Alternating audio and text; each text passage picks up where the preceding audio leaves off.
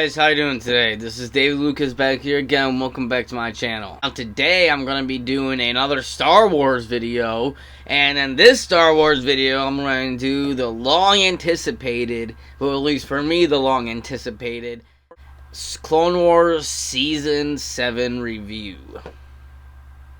And now the Clone Wars has been a series that I've adored almost my whole life. When I was really young, it came out. I think I was only in like 5th, 6th grade when it first came out on Cartoon Network. I remember I watched the first 3 seasons of it. I think I just got a little bit older and I just kind of lost interest in the show itself for like a little bit in my like middle school, a little bit into high school age. I kind of forgot about the show. But then once it got up on Netflix, and then it started on Netflix and I started rewatching it, and then now on Disney Plus again, I've rewatched it all over again on Disney Plus. And I gotta say, that show, it's like the show itself, not just season 7, but the show itself is one of the greatest things to come out of Star Wars. Fantastic show, and is what I've always imagined. This gives me something I've always wanted to see and imagine in the Clone Wars, of what I've always thought the Clone Wars should have been. And a lot of you know, you see my reviews, I disagree with a lot of stuff in the prequels, but this show helps me like the prequels even more. Which is cool, because now when I look at the prequels, especially with the show all finished now, I look at the prequels a lot differently, especially Episode 3. I see it from a different point of view, a different eyesight, and I actually really like them a lot. The show has finally came back after thinking of being it was canceled for so long. It finally has came back.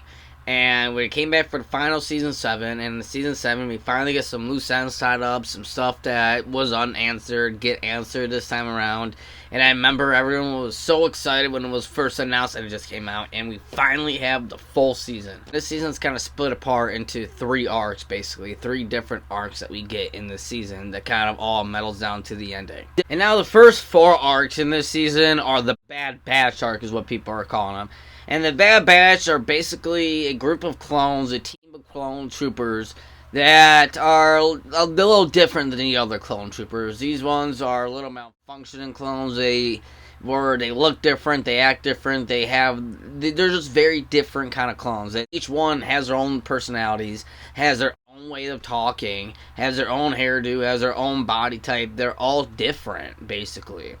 And there's basically about these clones, and they're get put on a special team to help Anakin and Rex defeat Admiral Trench in the Clone Wars. Admiral Trench was an admiral that's been a villain in the Clone Wars all throughout the very first season. I think the very first episode, actually, Admiral Trench was one of the first villains. And I really enjoyed this arc. It wasn't the best arc. It wasn't a great arc. It wasn't anything horrible. It was just okay. It was something that I could have dealt without. It honestly felt like an episode, like an arc that would have been cool for like the previous season or maybe the season before that. It felt like it would fit more of that. It kind of felt a little out of place. That's kind of my only complaint with that arc, is that it felt a little out of place, but at the same time it wasn't bad. I really like the Bad Batch clones. I really like their personalities. I like the sniper one, he's really cool. Hunter, the leader, Hunter, he's a really cool clone. I like his hairstyle, I like his whole thing. They're really cool clones, and I like their kind of personalities and how different they are from like Rex and from Jesse and from all the other clones that we see them with.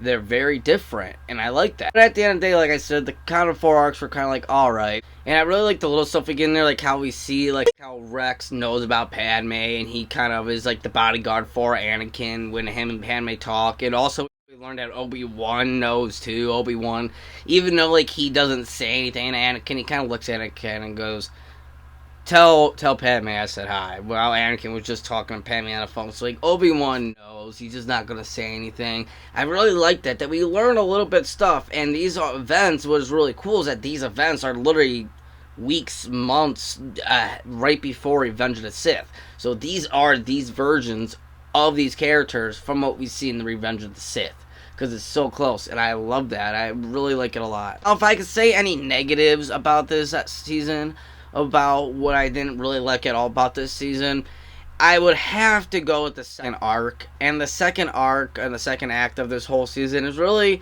honestly, I hate to use the word, I really do hate to use it, but I gotta use it. It really felt like a filler to me. Even though it did feel like a filler to me, it still has some good stuff in there, don't get me wrong. Now, in this second arc, we're basically following Ahsoka right after when she left the Jedi Order in the previous couple seasons. We're following her after that. She's working next to like a mechanic's shop or whatever, and then she meets these two sisters. Basically, this is the start of where she's gonna end up in Rebels. And like I said, the arc was okay. But I mean, like, it really just, it didn't really help, I think, anything. It didn't really give us anything new to learn.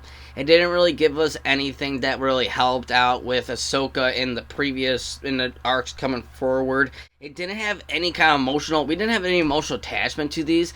Again, kind of like the Bad Batch arc, this kind of seems like an arc that would have fit better in an earlier season. Like, if you put this arc in an earlier season, then I think it would have fit better. But with what we are expecting and how close it is tying up to Revenge of the Sith, I kind of wish we would have gotten a little bit more, and maybe more of Ahsoka, and just learning more about her, rather than having these sisters tag along and having basically Ahsoka's story entangled with them. Now, the one thing that I did like about this arc, that I actually thought was really good about it, that they didn't really touch on any further, was that I really liked how we learned that with these two sisters, that their point of view against the Jedi, their point of view of how they view the Jedi, and I really like that we get a little bit of them, and we get reasonings to how they're like that, why they view the Jedi like that. We learned that their parents died in a crash that the Jedi were involved with earlier on in the actual show. That's why they kind of have a distaste towards the Jedi, and Sokka kind of listens to them about that, and Sokka kind of figures out and starts realizing that the Jedi aren't really what they are supposed to be. That's like the one thing I did like about this arc, but other than that, I didn't really see anything to this arc that really mattered. Now we get on to my favorite part of this season, to the final arc, the final couple episodes, the final 4 episodes, with basically when the Siege of Mandalore happens, we get Bo-Katan back, we get the Mandalorians, Maul comes, Ahsoka and Rex and Anakin and Obi-Wan. We get it all that we've been waiting for in this arc. On this arc, the Siege of Mandalore finally starts, and we've been told about the Siege of Mandalore for so long. In Rebels, we talked about it, and in The Mandalorian, we were told about the Siege of Mandalore, and this is finally it. We finally see the Siege of Mandalore. We finally see what happened with Ahsoka and Rex during Order 66. I gotta say, these final episodes, like, really all these episodes put together, the final 4 episodes, really could be put in a movie. You could literally split this up and just watch them all as a movie. And it's honestly some of the greatest material that has ever came out of Star Wars, period. Oh my god, these final episodes were so good. Storytelling for these episodes were so great, and it all connected and tied in beautifully and perfectly to episode 3. And like I was saying earlier, these episodes made me like episode 3 even better now. Now when I go and watch episode 3, I see it as so much more appreciation than I did before than I do now. Like, I love episode 3 now. I don't want to say I love episode 3, but I really like it a lot now, knowing what I know. Fighting between Maul and Ahsoka, the fight scene between Maul and Ahsoka was absolutely brilliant. I believe that Ray Park actually came back, the person who played Maul in the Solo Star Wars story and Phantom Menace, came back to do the motion capture for Maul in this. And wow, you can see it. You can just see it. Maul does his original stance that he does. Him and Ahsoka fighting. It's just so brilliantly shot. It's shot like it's being shot as a movie. It is so freaking good. They're fighting. The Siege of Mandalore is happening. The Maul's Mandalorians are fighting the Death Watch Mandalorians, plus Ahsoka's 501st Legion of Clone Troopers that painted their faces on her. It was it was so great. After the battle, Maul finally gets defeated and they arrest Maul. But something that I just love the tone that they have in the other episodes that's coming on after the Siege of Mandalore, where you just get this tone, a sense of dread is coming.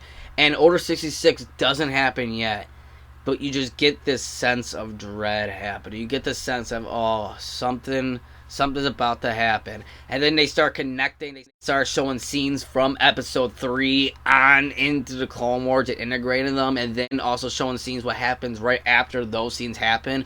and then you're like, oh my god, now that happens right after they say that, and then this person comes in the room. It's so good, and it melds and connects so beautifully and fits in so perfectly to where you watch episode 3, you can see this happening. You can see that all this is going on as episode 3 is going on. When it finally happens, when the moment comes of Order 66, holy crap, I cried. I admit it. I fully admitted that I came in tears when Order 66 happened. When Rex got the order, and we see Rex crying, we see Rex shaking, and he tells her, find him. It was so great. I loved it so much. It really felt 66 happen, and Rex gets the order, and as we see how Rex gets the order and how he ends up executing Order 66, we see a tear coming down his face, and he tells her to find fives. And it is, and then the other clones start shooting her, wearing her face, her painting, her colors on their face while they're shooting her down. It was so like heart-wrenching. The music playing, the music they had for this show was so good. See, I gotta say, Order 66, I'm normally gonna get hate for this, and I don't care. Order 66, this is the best version of Order 66 right here. I know, I admit it. You see in my other reviews, I did not like Order 66 in the prequel movie, in the episode 3 movie, Revenge of the Sith. I did not like it in there. I did not feel any emotional attachment. I felt nothing for it. But in this show, I felt all the emotional that I wanted to feel in episode 3. I felt the crying, I felt the heart wrench, I felt the tears. These were her fellow comrades, Sokka's fellow soldiers, who just fought side by side with her. This is Rex, her commander, who just fought side by side with her. See how Rex removes the chip, because we figure out in Rebels how Rex removes the chip, and we see that in there how he does.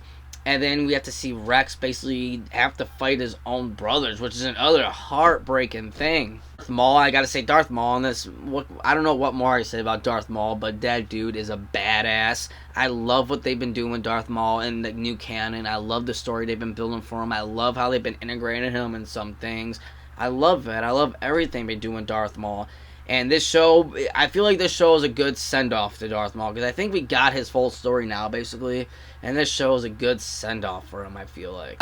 And now, finally, what I gotta say is that the ending to this show, the very final scene was, wow.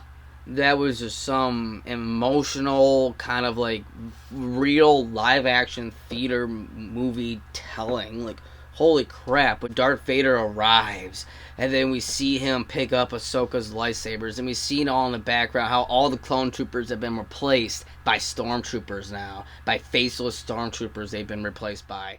And we see Vader lift up the Ahsoka's lightsaber, and that face he makes, just, you don't even see his face. That's the thing, you don't even see his face. It's hidden behind a mask, and we can still see everything. You can feel that this is the moment when Vader realized that Anakin, his life that he had before, his friends, his life, it's gone now. It's gone. This is his future. This is where he's going. The Anakin that he thought that he had a little bit left him inside is now gone. And then we have the final shot of the clone helmet and Vader's silhouette walking behind of the past, looking at the future. And it was such a chilling, I'm getting chills right now just thinking about it. It was just a chilling, haunting ending. Brilliant final arc, I felt like. A final season to Star Wars, The Clone Wars. Now, even though I love the finals and I love the final episodes, I probably think the final episodes are some of the greatest episodes, probably the greatest episodes out of the whole entire series.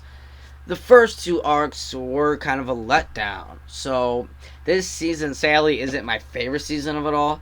But damn, it had some of the best episodes of it all. I'm going to have to give my final grading to Star Wars Season 7, The Clone Wars. I'm going to have to give it basically an 8 out of 10. Yes, an 8 out of 10, and like I said, the final episodes of this were brilliant, some of the greatest things ever brought to Star Wars, but the first 2 arcs did lack, and kind of didn't really, had nothing. I don't really care to go back and rewatch those arcs unless I'm rewatching the whole series. So there it is, guys. There's my review of Star Wars Season 7, The Clone Wars. Hope you guys enjoyed Star Wars The Clone Wars too. I hope you guys liked the show. I love the show. I think it's a great show and some of the best things that ever came out of Star Wars. What did you guys think of Season 7? Did you like Season 7? Did you not like Season 7? Were you like me to where you thought the first 2 arcs were kind of iffy, but the final arcs, the final episodes were just brilliant masterpieces? That's how I felt like it. Let me know what you guys saw in the comment section below. I always like hearing what you guys think about it. If you like this video, make sure you like and subscribe to my channel. I would really appreciate it. I always appreciate all your support. Thank you again for watching, and I'll see you guys next time.